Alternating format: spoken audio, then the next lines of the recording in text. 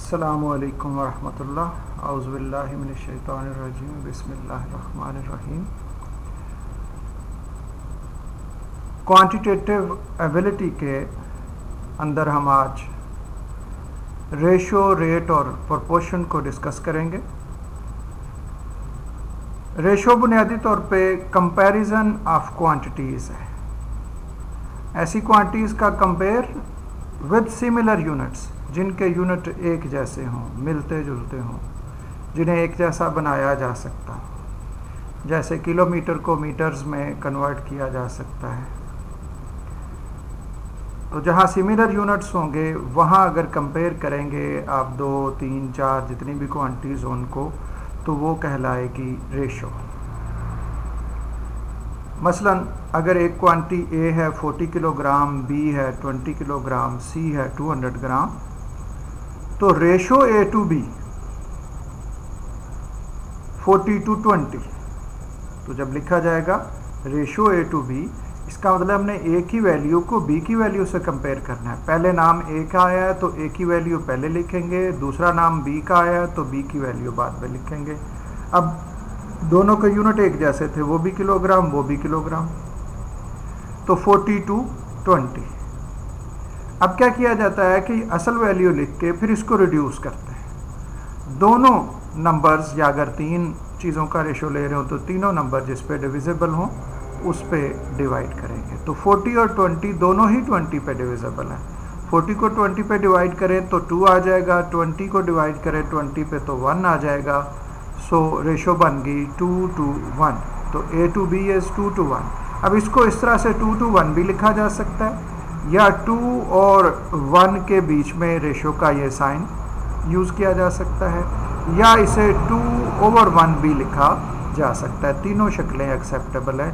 तो अगर पेपर में चॉइसेस इस शक्ल में या इसमें तो परेशान नहीं होना, आपने देख लेना तीनों एक ही बात को एक्सप्रेस कर रहे हैं। ऑर्डर इंपॉर्टेंट है। अगर ए टू बी का है तो पहले ए वाली वैल्यू आनी चाहिए, और अगर बी टू ए होता तो 20 पहले आता, फिर रेशो 2:1 की बजाय 1:2 आ जाती। इस तरह अगर कहते हैं रेशो ए टू सी, अब ए की वैल्यू है 40 किलोग्राम और सी की वैल्यू है 200 ग्राम। अब यहाँ ये इशू आ गया कि यूनिट सिमिलर तो है लेकिन सेम नहीं है, ये किलोग्राम्स में है ये ग्राम में है, तो फिर इन्हें सेम बनाएंगे। हम जानते हैं 1 किलोग्राम में 1000 ग्राम होता है, तो 1000 ग्राम अगर 1 किलोग्राम में है और ये 40 किलोग्राम है तो दैट मीन ये 40,000 ग्राम है। तो ए की वैल्यू भी ग्राम में ले लेंगे ताकि दोनों यूनिट सेम हो जाएं। तो ए की वैल्यू हो जाएगी 40,000 ग्राम, सी की वैल्यू 200 ग्राम, और इनमें अब रेशो बनाएंगे। हमें नज़र आ रहा है दोनों 200 पे डिविजिबल है, तो 40,000 को जब हम 200 से डिवाइड करेंगे तो ये आ जाएगा 200, और 200 को जब 200 पे डिवाइड करेंगे ये आ जाएगा 1। तो रेशो बन गई 200:1, या 200/1, या इसको लिखा जा सकता है 200:1। इसी तरह रेशो को अगर कहता है रेशो B/C, तो that mean B ratio C, तो B की वैल्यू ऊपर, C की वैल्यू नीचे। अब यहाँ भी इशू था, B की वैल्यू 20 kg और C की 200 ग्राम, तो इसको भी ग्राम में बदल लेंगे, ये हो जाएगा 20,000 ग्राम ओवर 200। रिड्यूस करें तो 200 पे डिविजिबल है, ये आ जाएगा आपके पास 100/1, या इसको 100:1, या इसे 100:1 कहा जा सकता है।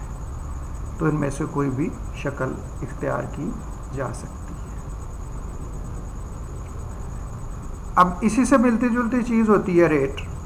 रेट का बुनियादी फ़र्क क्या है कि इसमें कंडीशन यूनिट के सेम होने की नहीं है। Comparison of quantities with different units, अगर उनके यूनिट डिफरेंट हैं, ऐसे डिफरेंट कि जिन्हें एक दूसरे में कन्वर्ट ना किया जा सके, जैसे क्वांटिटी ए 40 किलोग्राम है और क्वांटिटी बी 2 आवर्स है, तो टाइम को हम कभी भी किलोग्राम में, या किलोग्राम को हम टाइम में कन्वर्ट नहीं कर सकते। और तीसरी क्वांटिटी सी 30 लीटर है।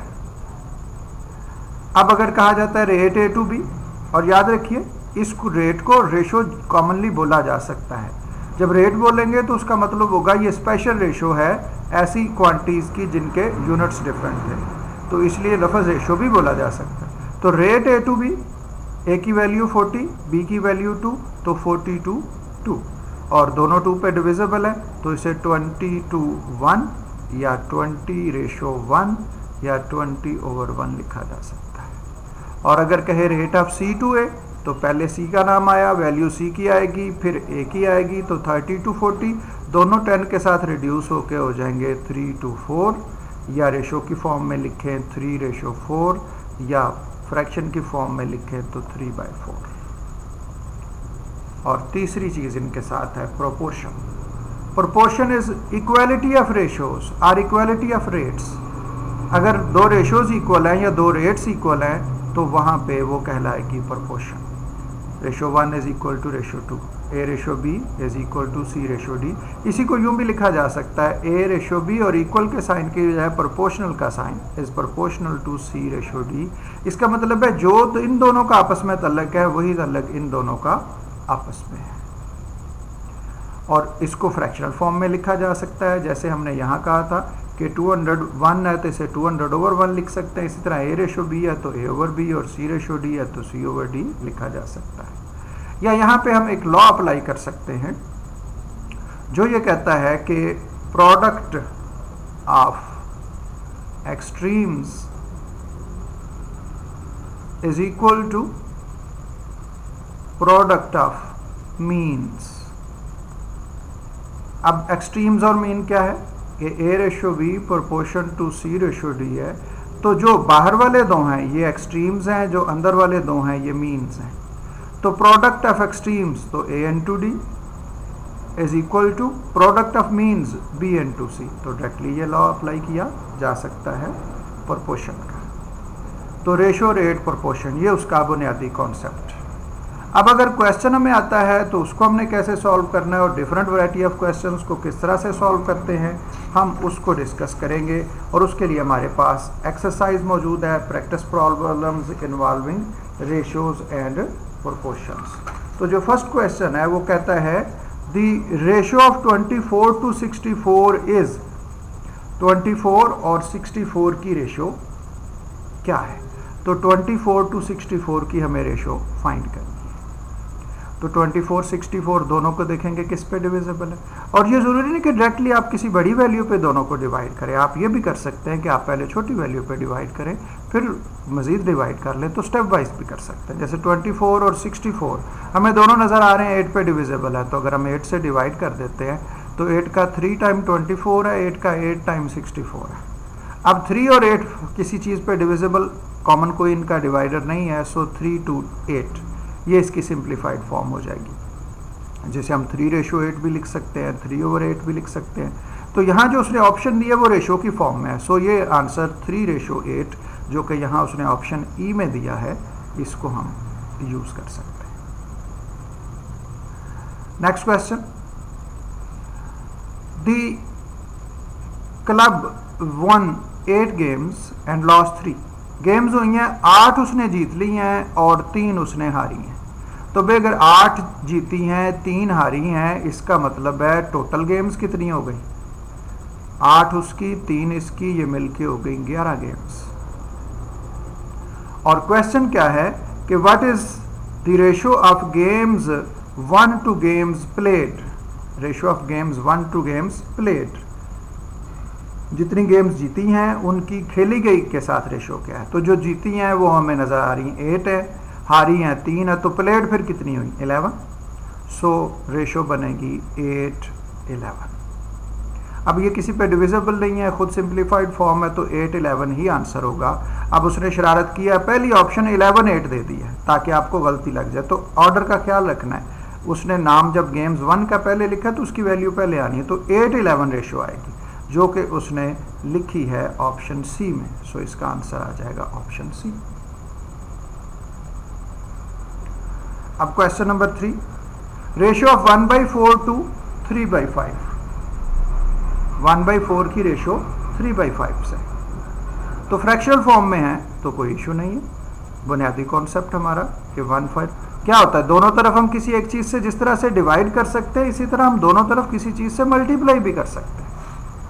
जैसे हमने फर्स्ट क्वेश्चन में किया था कि 8 पे दोनों को डिवाइड किया था, तो यहाँ हम इसको मल्टीप्लाई भी कर सकते हैं। तो नीचे वाली डिनोमिनेटर्स को ख़त्म करने का ईजीएस्ट वे है कि आप इन्हें एलसीएम से मल्टीप्लाई करते हैं। 4 और 5 का एलसीएम बनेगा 20, तो आप लेफ्ट वाली रेशो को वैल्यू को भी 20 से मल्टीप्लाई कर दें और राइट वाली को भी। 4 से 20 ये रह जाएगा 5, और 5 से 20 ये 4, और 4 3 ज़ा 12, तो आंसर आ गया 5:12। नेक्स्ट क्वेश्चन कि क्लास में 16 बॉयज़ हैं और 12 गर्ल्स हैं। There are 16 boys and 12 girls in a class. Ratio of number of girls to the number of children in the class. अब ये वर्डिंग बड़ी ध्यान से देखने की चीज़ है कि नंबर ऑफ गर्ल्स का नंबर ऑफ चिल्ड्रन, तो चिल्ड्रंस का मतलब क्या है, गर्ल और बॉय दोनों ही चाइल्ड हैं, दैट मीन टोटल। तो 16 बॉयज़ हैं 12 गर्ल्स हैं, तो टोटल कितने लोग हो गए, 16 + 12 दैट इज 28। सो यहाँ पहले नंबर ऑफ गर्ल्स आना है, नंबर ऑफ गर्ल्स 12 है, फिर नंबर ऑफ चिल्ड्रन आना है दैट इज 28। 12 and 28। अब दोनों डिविजिबल है 4 के साथ, तो 4 3 ज़ा 12 एंड 4 7 ज़ा 28।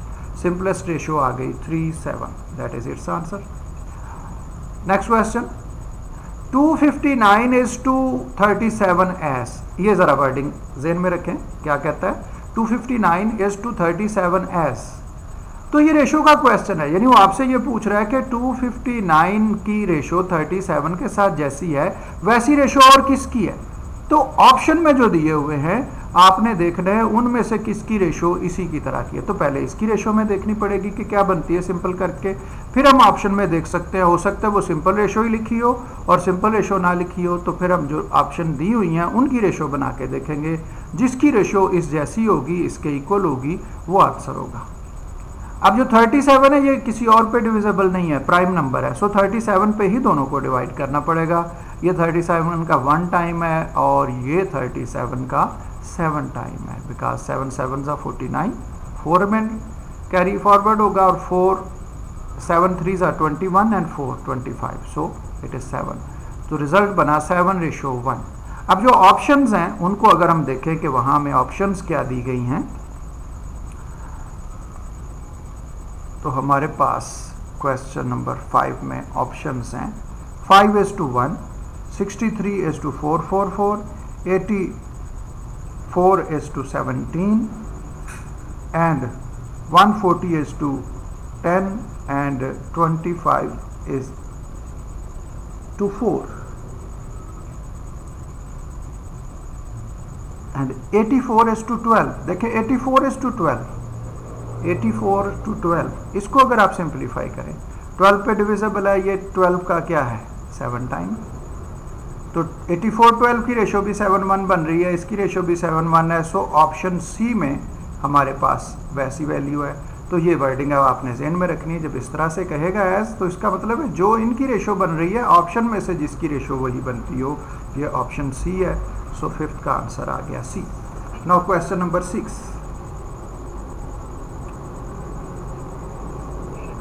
2 dozen cans of dog food at rate of 3 cans for $1.45 should cost। 2 dozen cans हमने परचेज किए और जो रेट बताया वो ये है कि 3 cans आएंगे $1.45 के। अब इसको आप दो तरह से कर सकते हैं। एक आपका मेथड ये हो सकता है कि आप इसको यूनिट रेट में कन्वर्ट करें कि 3 कैन्स अगर आए हैं $1.45 के, तो 1 कैन कितने का आएगा, आप इसको 3 से डिवाइड कर दें, तो ये 1 कैन का या यूनिट रेट आ जाएगा। 3 पे डिवाइड करें तो ये बनेगा 0.4 3 ज़ा 12 24, 8 3 ज़ा 24, राउंड अबाउट 0.483 समथिंग। ये 3 कैन्स का रेट है और कितने कैन्स का फाइंड करना है, 2 डजन। अब what is dozen, dozen means 12, तो 2 into 12 दैट इज 24 कैन्स। तो ये 3 का रेट है, हमें 24 का देखना है, तो क्या करेंगे, जो उसका रिजल्ट है उसे 24 के साथ क्या कर देंगे, मल्टीप्लाई। और ये भी कर सकते हैं कि इसकी बजाय आप ओरिजिनल वैल्यू को यूज़ कर ले, 1.45 को पॉइंट उसका हम ख़त्म कर दे तो नीचे 100 आ जाएगा, 3 के साथ ये 8 हो जाएगा, फिर 4 के साथ ये डिवाइड होगा ये 25, और 5 के साथ डिवाइड होकर ये बन गया 5 1 ज़ा 10, 5 19, 19 इंटू 2 दैट इज़ 38/5। डिवाइड कर ले, 5 7 ज़ा 35, 35 रिमाइंडर आ गया 3, तो 6 5 ज़ा 30, that is $7.6। First method. And second method, 3 cans cost 1.45 and you need cost of 24 dozen, 2 dozen that is 24 cans।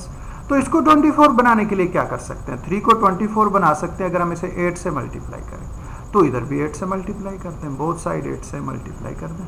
ये 8 से मल्टीप्लाई करके 8 5 ज़ा 40, 4 8 4 ज़ा 32 and 4 6 and 8 1 ज़ा 8,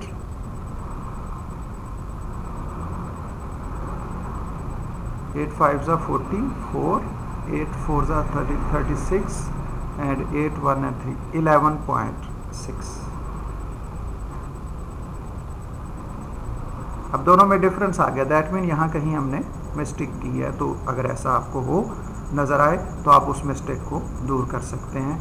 कैसे, ये आप देख सकते हैं 3 का 8 8 8 का 3 टाइम 24, ये तो ठीक हो गया। 4 का 2 टाइम और 4 का 25, 25 का 5 और ये आया था 5 2 ज़ा दैट वाज 2, 29 29 इंटू 2, 9 2 ज़ा 18, 2 2 ज़ा 4 that was 58।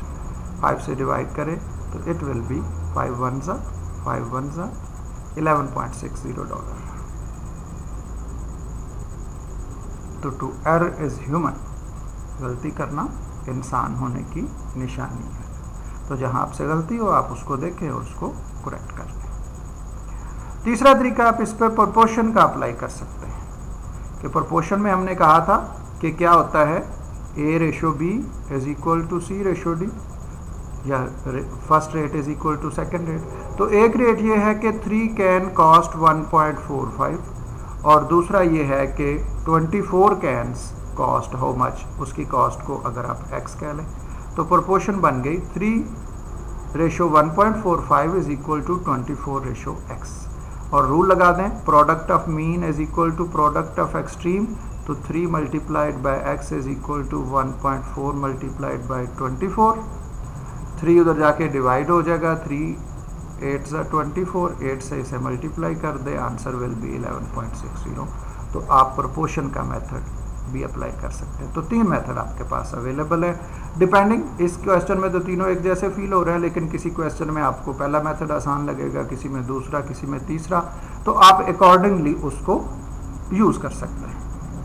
No question number 7, 2 and 1/2 by 1 and 7/8। एक आपके पास वो कहता है स्नैप है जिसकी लेंथ विड्थ इस तरह से है कि एक साइड से वो 2.5 है और दूसरी साइड से वो 1 and 7/8 है। तो अगर हम उसको एनलार्ज किया है इस तरह से कि जो साइड 2.5 थी अब वो 4 हो गई है, तो दूसरी साइड जो है वो कितनी हो गई है वो फाइंड करनी है। तो ये भी सीधा प्रोपोर्शन का क्वेश्चन है। आप क्या लेंगे कि 2.5/1 and 7/8 is same as 4/x और इसको सिंप्लीफाई कर लें। Product of mean is equal to product of extreme, तो दिस मल्टीप्लाइड बाई x। अब इसको मैं अगर सिंप्लीफाई कर लूँ, 2 2 ज़ा 4 + 1 5/2 multiplied by x is equal to, इन दोनों को मल्टीप्लाई कर ले 1 and 7/8, तो 8 and 7 that is 15/8 multiplied by 4 से रिड्यूस होकर ये 2 और x के साथ जो वैल्यू है जब इसे दूसरी तरफ शिफ्ट करेंगे तो रेसिप्रोकल हो जाएगा, 5/2 विल बिकम 2/5, 2 से 2 रिड्यूस, 5 से 15 तो 3, x आ गया 3। तो अगर पहले स्नैप की रेशियो 2.5 और 1 and 7/8 है तो एक साइड को 4 करने से दूसरी साइड 3 हो जाएगी। So answer is 3। Next question, cost of 3 units is 2.29, find the cost for dozen. तो कास्ट अगर हम एज्यूम कर लें $x है तो वो फाइंड करनी है। अब डजन मीन 12, 3 चीज़ों की प्राइस 2.29 है तो 12 चीज़ों की प्राइस कितनी होगी।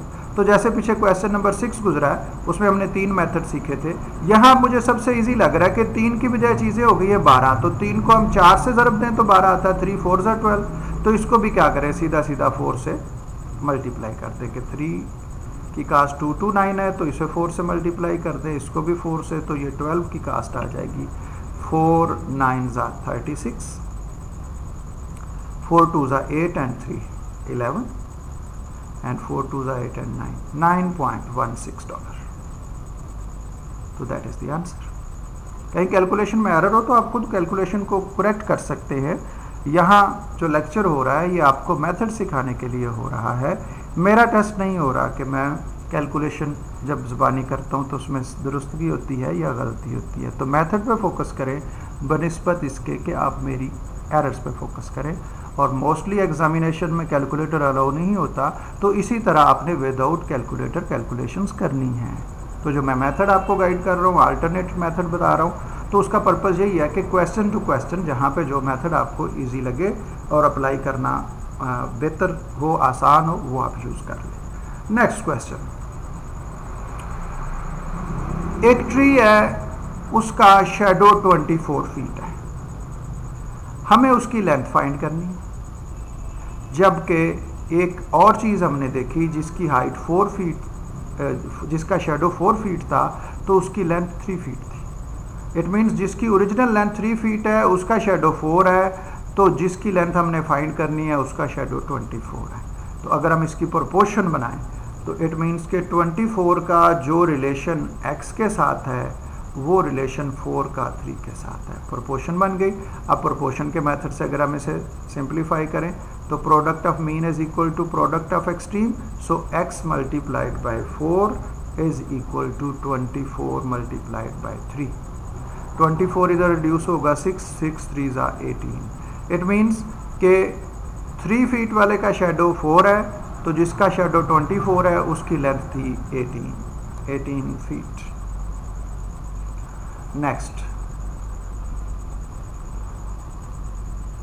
एक हमने मैप बनाया और उस मैप के अंदर 1/8 इंच को 1 फुट के इक्वल रखा है, यानी रियलिटी में जिसकी लेंथ 1 फुट है उसको हमने मैप के ऊपर 1/8 इंच की लेंथ से शो किया है। इस लिहाज से वो कहता है मैप के ऊपर जो चीज़ 3.5 इंच रिप्रेजेंट हुई है वो ओरिजिनली कितने फीट थी। तो ये भी शेडो वाले हिसाब वाली बात ही बनती है। तो यहाँ प्रोपोर्शन हुआ है 1/8 का ओरिजिनल है 1, तो 3 एंड 1/2 का ओरिजिनल अगर हम कहें x, तो x हमें फाइंड करना है। तो product of mean is equal to product of extreme. So हम अगर इसको कैलकुलेट करें तो 1/8 multiplied by x is equal to 1 multiplied by 3 and 1/2। 3 and 1/2 अगर सिंप्लीफाई करें 3 2 ज़ा 6 प्लस 1 7/2, और 1/8 को उधर शिफ्ट करें तो 8/1, 2 से 8 4, 4 7 ज़ा 28। इस रूल का तो पता होगा, जब एक तरफ से फ्रैक्शन को आप दूसरी तरफ शिफ्ट करते हैं तो रेसिप्रोकल हो जाता है, 1/8 8/1 हो जाएगा, 7 4 ज़ा 28। इट मीन्स कि जिसको मैप पे 3.5 इंच से शो किया है उसकी ओरिजिनल लेंथ 28 फीट है। तो that is our answer. Now question number 11।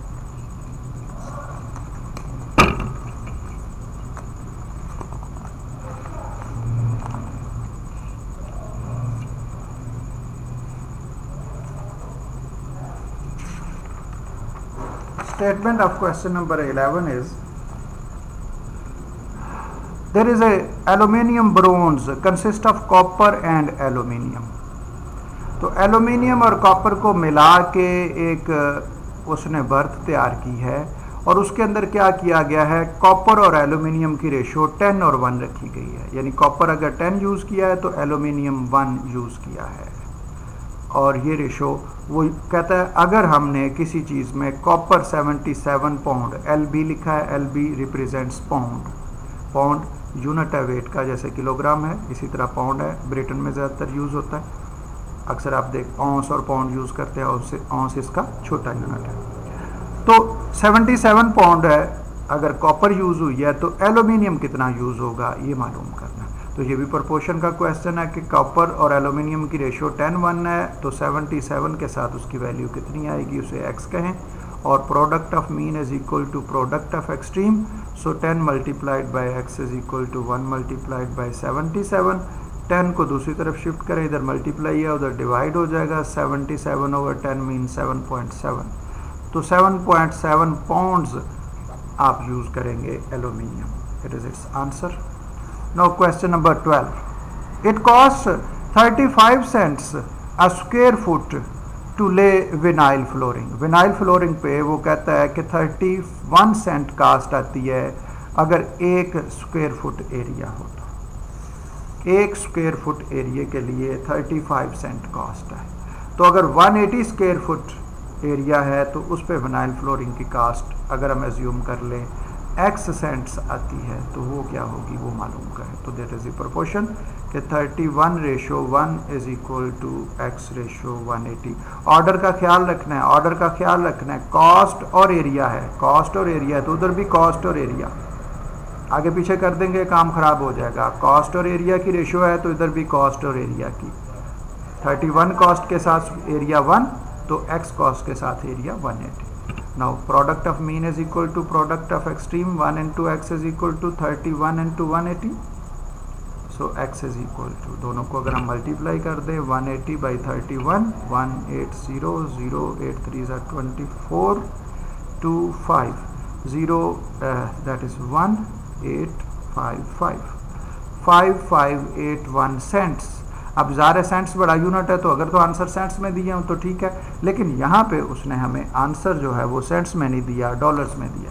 तो इसको डॉलर में कन्वर्ट करेंगे। 100 सेंट्स मेक $1। सो इसको 100 से डिवाइड कर देंगे तो ये कन्वर्ट हो जाएगा डॉलर के अंदर। सो इट इज़ $55.81। ये उसकी कास्ट बन गई फ्लोरिंग की। नेक्स्ट क्वेश्चन, एक लेबर काम करता है 16 डेज के लिए तो वो $352 अर्न करता है। तो अगर वो 117 डेज के लिए वर्क करे तो उसकी अर्निंग कितनी होगी। तो हम अगर उसे x डॉलर एज्यूम कर लें तो ratio 352 ratio 16 is same as x ratio 117। Order देखे मैंने गलत लिख दिया ना, क्या सही है? सही लिखा है। क्या लिखना था? पहले कॉस्ट फिर डेज, तो इधर भी पहले कॉस्ट फिर डेज, तो कॉस्ट x है और डेज 117 है। दुरुस्त ऑर्डर है। Product of mean is equal to product of extreme, 16 into x is equal to 352 into 117 x, 352,117 और 16 इधर आके डिवाइड हो जाएगा। इसको अगर हम सिंप्लीफाई कर लें तो हमारे पास क्या रिजल्ट आता है जी, ये देखते हैं। 16 को अगर रिड्यूस करें इसके साथ तो 16 2 32, 32 में से 3 रिमाइंडर आया फिर 32, सो 22 इंटू 117 और 22 से 117 को अगर हम मल्टीप्लाई करें 7 2 14, 2 3 2 4 3 2 ऐड किया 4 7 5 2, so it is 2574 and it was dollars. सो इतने डॉलर वो अर्न करेगा 117 डेज में, $2,574। Now question number 14, again there is a map and it says that it's 1/8 inch is equal to 12 original length. It says that 1/8 inch on map is equal to 12 inch in reality, in actual, in original. So what is the original length who is represented by 3 and 3/4 inch on map? So again proportion 1/8 ratio 12 is equal to 3 and 3/4 ratio x. Simplify करेंगे, product of mean is equal to product of extreme, so 1/8 into x is equal to 12 into, इसको मैं अगर simplify कर लूँ 4 3 12 and 3 15/4, 4 से 12 reduce हुआ 3 और ये 8 उधर शिफ्ट होगा तो ये हो जाएगा मल्टीप्लाई 1/8 है, दैट इज 8/1 मल्टीप्लाई कर दें। 15 3 45, 45 into 8, 8 5 40, 8 4 32 and 4 360. So it is originally 360 inches. अब आंसर देखना पड़ेगा कि इंचेस में है या आंसर जो है वो फीट में है। तो आंसर भी इंचेस में है, 360 उसने लिखा है ऑप्शन डी में। Now the last question of this topic.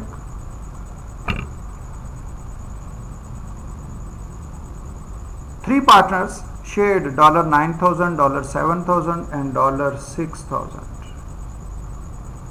and the profit earned is 825। और ये प्रॉफिट जो उनकी इन्वेस्टमेंट रेशो है उसी रेशो से उन तीनों में डिवाइड होगा। अब बी ने कोई डेट देना था, कर्जा देना था $230 का, तो मालूम करना है 230 पे करके उसके पास बचेगा क्या। तो पहले तो हमें ये देखना पड़ेगा उसका अपना शेयर क्या है। तो अगर इस तरह से हमें रेशो दी हो, तीन चीज़ें हैं तो तीनों की हम रेशो ले लेंगे, ए रेशो बी रेशो सी। सो 9,000 रेशो 7,000 रेशो 6,000, तीनों 1000 पे डिविजिबल हैं, सिंपल वैल्यू आ जाएगी 976। तो तीन रेशोज़ दी हैं तो पहले इनका निकालें सम ऑफ रेशोज़, 9 + 7 + 6 टोटल कर लें तो ये आ गया 22 पार्ट्स करने पड़ेंगे इस प्रॉफिट के। और बी की बात हो रही है तो बी को क्या मिलेगा। बी का यहाँ रेशो में वैल्यू है 7, टोटल पार्ट्स हैं 22 और प्रॉफिट है 825। इसको इसके साथ अगर हम रिड्यूस करें, ये 2 पे डिविजिबल नहीं है, ये भी 2 पे डिविजिबल नहीं है, और 11 के साथ ये डिविजिबल है, 11 2 टाइम। 11 के साथ इसका अगर करें 11 7 77 और रिमाइंडर क्या आ जाएगा जी 5 तो 55। सो 75 है, ये 7 है, ये 2 है, तो मल्टीप्लाई कर दें अगर हम इसको 7 को 5 के साथ, 7 5 35, 7 7 49 एंड 3 52 ओवर 2 से डिवाइड करें, 2 2 4, 2 6 12, 262.5 बी का टोटल जो शेयर है बी का वो है $262.5। इसमें से उसने डेट 230 पे कर दिया, तो डेट पे करके उसके पास क्या बचे $32.5। और ये कौन से ऑप्शन में लिखा है जी, उसने ये लिखा है ऑप्शन बी में 32.5 और 32.50 is the same thing. Point के बाद एंड पे आप जितने मर्जी जीरोस लगा सकते हो, चूँकि ये अमाउंट है तो अमाउंट को डबल डिजिट में सेंट्स में लिखा जाता है, दैट इज़ 50 सेंट्स। तो ये थी जी हमारे पास एक्सरसाइज रेशो रेट प्रोपोर्शन से रिलेटेड। इस पे आप गौर कीजिएगा, इसको बार बार सुनिएगा ताकि आप इसमें डिस्कस की गई चीज़ों पे ग्रिप कर लें और मज़ीद प्रैक्टिस कीजिएगा। और अगर आपके पास कोई बुक हो जिसमें रेशो के क्वेश्चन हो उस पर प्रैक्टिस करें, और किसी भी क्वेश्चन में प्रॉब्लम आए तो आप मुझसे कांटेक्ट कर लें और उसके बारे में आप मुझसे डिस्कस कर सकते हैं। और अगर आपके पास प्रैक्टिस एक्सरसाइजेस नहीं है तो आप मुझे ईमेल कर सकते हैं, मैं आपको प्रैक्टिस के लिए इसकी एक्सरसाइजेस ईमेल कर सकता हूं। और ईमेल आईडी आपको याद होगी, aleemacademy@gmail.com। वस्सलामु अलैकुम वरहमतुल्लाहि वबरकातुहू।